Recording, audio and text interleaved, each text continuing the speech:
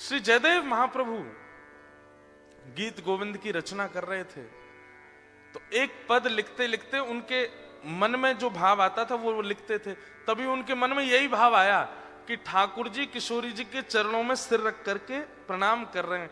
लेकिन लिखने में वो विचार करने लगे, ये भाव लिखूंगा कहीं अनुचित तो नहीं लगेगा। इधर देखो सब लोग सुनो, मन में जो भाव आता लिख देते। अब तभी मन में भाव आया कि ठाकुर जी किशोरी जी के चरणों में प्रणाम कर रहे हैं, तो मन में भाव आया। अब लिखते लिखते रुक गए जयदेव, कैसे लिखूं, कहीं ऐसा ना हो कि मेरी बात अनुचित हो जाए।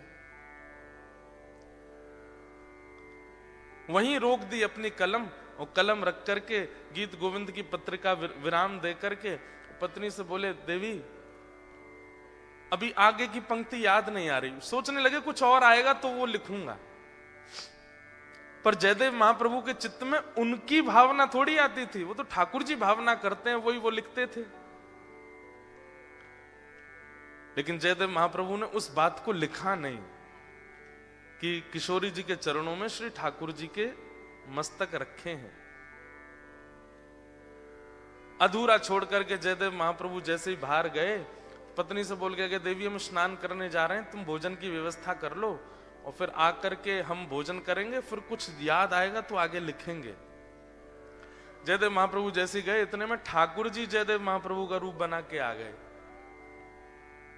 जयदेव महाप्रभु संकोच कर रहे हैं लिखने में, तो ठाकुर जी ही जयदेव महाप्रभु बन के आए।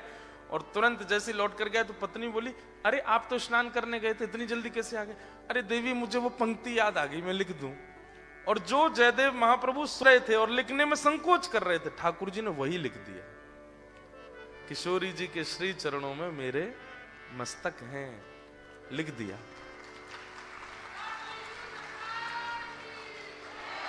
जैसे ही ये लिखा भाव लिखने के बाद ठाकुर जी बोले, अब इतने से ही पूर्ति थोड़ी, इतनी दूर चल के आए, भोजन पानी करके जाएंगे। देवी भोजन लगा लिया तुमने? तो जयदेव महाप्रभु पत्नी बोली, आप स्नान नहीं करेंगे? बोले, आज बिना स्नान किए पाएंगे, लाओ। वाह, आज सारे नियम तोड़ देंगे। बोले, आज मैं बहुत प्रसन्न हूं, ऐसी पंक्ति लिखी है मैंने, मेरे को मन हो रहा है कि आज मैं बिना स्नान के प्रसाद पाऊं। पत्नी बोली, जैसी आज्ञा, पति के आगे थोड़ी बोलना चाहिए। लीजिए, लगा करके प्रसाद दिया। जयदेव महाप्रभु के रूप में ठाकुर जी ने खूब प्रेम से पाया। उनकी पत्नी का नियम था कि पति की थाली में ही पाती हैं पत्नियां, उनका थोड़ा उच्छिष्ट हो या साथ में बैठ के पा लेती हैं या उसके बाद पाती हैं, पति की थाली में ही पा लेती हैं। तो उनकी पत्नी का नियम था, वो जयदेव महाप्रभु के बाद उसी थाली में पाती थी। थाली लेकर के वो अपना पाने बैठ गई। जयदेव महाप्रभु, अब हम जा रहे हैं नहाने के लिए, हाँ तुम पालो। ठाकुर जी जैसे गए, इतने में असली जयदेव महाप्रभु आए। जैसे ही घर में आए, देखा पत्नी प्रसाद पा रही। देवी आज इतनी भूख लगी कि हमसे पहले ही पा लिया। पत्नी बोली, वाह, अभी तो आप पाके गए हो। बोले, मैं कब पाके गया? मैं तो बोल के गया था कि प्रसाद की तैयारी कर लो। अरे कितनी जल्दी भूल गए? अभी आप आए, लौट करके बोले पंक्ति याद आ गई है, आपने पुस्तक उठा के पंक्ति लिखी, उसके बाद बोले प्रसाद पवा दो। मैंने बोला भी कि बिना नहाए पाओगे? बोले, हाँ आज बहुत प्रसन्न हूं, पाके चले गए स्नान करने, और अब कह रहे हो ये सब क्या? जयदेव महाप्रभु बोले, पंक्ति लिखी? हाँ, आपने गीत गोविंद में पंक्ति लिखी।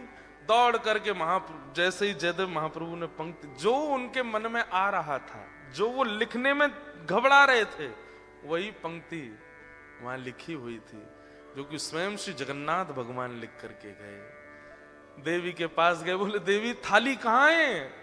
बोले, ये रही। बोले, इसमें से मुझे पाने दो, जल्दी पाने दो। और बोली, मैं अपना झूठा नहीं पवाऊंगी आपको। अरे तू छोड़, तेरा झूठा नहीं है ये। वो कोई और नहीं थे, वो स्वयं ठाकुर जी आए थे। मैं संकोच कर रहा था लिखने में, उस संकोच को बदलना चाह रहा था मैं, लेकिन मेरी अनुपस्थिति में ठाकुर जी आए, लिख करके गए, और तेरे हाथ से बनी प्रसादी पा करके अपना उच्छिष्ट प्रसाद तुझको दे करके गए। मुझे दे दे, उसमें से 2-3 कण दे दे। वो ठाकुर जी पा करके गए। ऐसे जयदेव महाप्रभु।